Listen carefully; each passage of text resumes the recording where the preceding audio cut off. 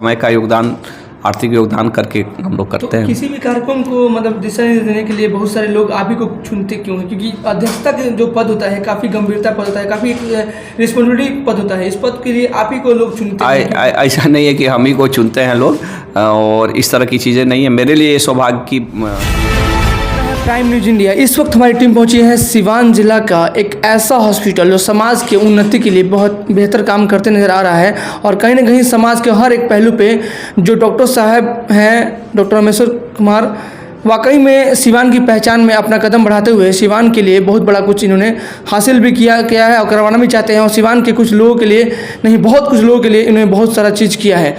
सिवान की धरती पे गांधी मैदान में 2 मई को श्री राम कथा का आयोजन किया गया है, और उस कथा आयोजन के माध्यम से पूरे सिवान जिला में उसका प्रचार प्रसार चल रहा है। उसी के बारे में हमारी टीम आज जानकारी करने आई है कि हमारे जो सर हैं, क्योंकि पॉलिटिकल व्यू से, राजनीतिक व्यू से, या सामाजिक व्यू से, या नैतिकता व्यू से, या जो भी समाज के हित में कार्य होता है, वो सभी कार्यों को दिशा निर्देश देने के लिए सर का मार्गदर्शन रहता है, या जिस भूमिका में रहता है। लेकिन इस मतलब श्री राम कथावाचक में इनका भूमिका बहुत महत्वपूर्ण है, क्योंकि इनके मार्गदर्शन पे ही ये सिवान में पहली बार कथावाचक हो रहा है। सर, क्या कुछ कहेंगे जो ये श्री राम कथावाचक हो रहा है 2 मई को गांधी मैदान में?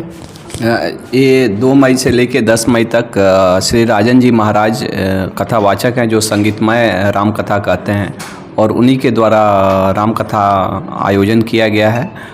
और मैं सभी सिवान वासियों से रिक्वेस्ट करूंगा कि इसमें ज़रूर आएँ, क्योंकि राम तो सबके हैं और राम सबके लिए आदर्श है। एज ए पुत्र, एक राजा के रूप में, एक बेटा के रूप में, एक पति के रूप में, एक भाई के रूप में श्री राम कथा से अच्छा कोई मार्गदर्शन, तो समाज के परिवर्तन, इसका कोई राजनीतिक कोई मतलब नहीं है। आप भले ही ये हम लोग जैसे कुछ लोग आए और हम लोगों से बोले, हम भी राजन जी महाराज को पहले से भी फॉलो करते थे यूट्यूब पे, और मुझे लगा कि ये चीज़ में हाँ आगमन हो रही है, तो हमें भी अपना सहयोग करना चाहिए। बाद में कमेटी के लोगों ने हमें अध्यक्ष भी बनाया।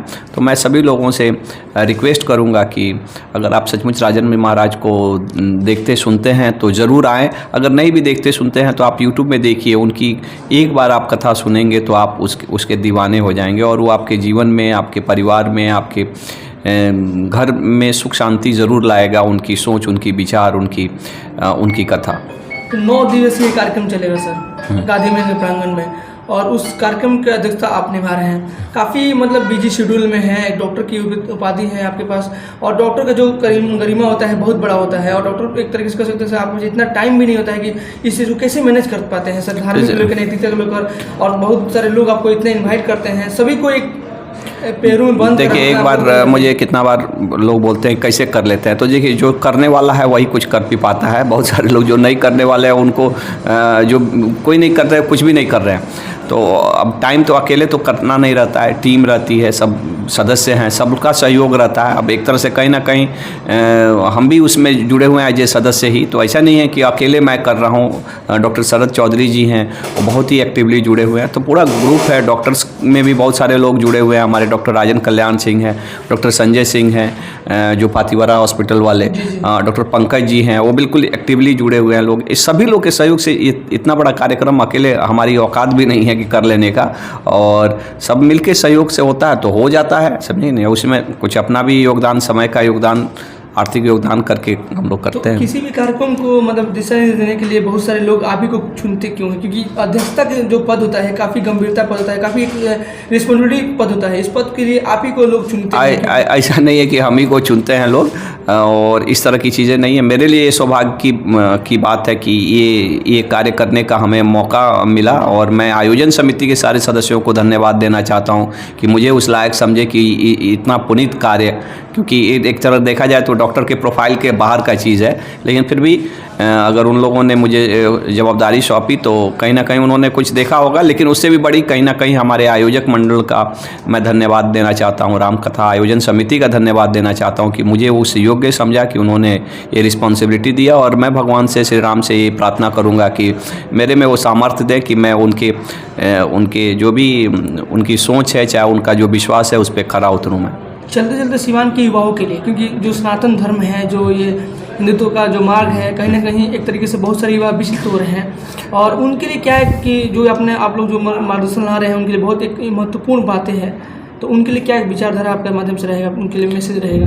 राम की कथा देखिए, आजकल भले ही लोगों ने उसको राजनीतिक बना दिया है कि, लेकिन राम की कथा हम लोग का तो उम्र आज 45 बरस हो गया। 45 बरस में हम लोग जब छोटे छोटे थे तो हमारे दादा दादी इन कथाएं पहली बार सुने। उसके बाद से वो टीवी पे भी आया रामायण वाला, जो उससे भी हम लोग परिचित हुए। तो एक्चुअली वो हर वक्त, हर समय और आपकी हर परिस्थिति में एक संघर्ष करने के लिए एक प्रेरणादायक है। और हर युवाओं को इससे केवल सुनने के लिए, सब लोग जानते हैं राम की कथा है, लेकिन सुनना जानने से कुछ नहीं होता है, उसको समझना और उसको अपने जीवन में लाना, ये बहुत बड़ी चीज़ है। मैं भी अपने में कुछ ऐसा नहीं है, मैं खुद अपने आप में परिपूर्ण हूँ और मैं सब कुछ जानता हूँ। मैं भी एक ज्ञान की और उसके खोज में ही ये भी कार्य कर रहा हूँ। और मैं रिक्वेस्ट करूँगा कि बाकी लोग भी अपने तार्किक ढंग से इसको सोचने समझने की कोशिश करें, क्योंकि थोड़ा देर के लिए समय मिलता है जब हम अपने आप में, हम अपने अध्यात्म में खोते हैं, तो इससे हमारे बाकी भी जीवन में इसका एक पॉजिटिव सकारात्मक इफ़ेक्ट पड़ता है। मैं युवाओं से भी रिक्वेस्ट करूंगा कि उससे जुड़े और इसमें अपना सहयोग भी दें और अपना समय भी दें, ताकि उससे उनको भी आध्यात्मिक और लाभ मिल सके। चलिए, बहुत धन्यवाद। Thank you.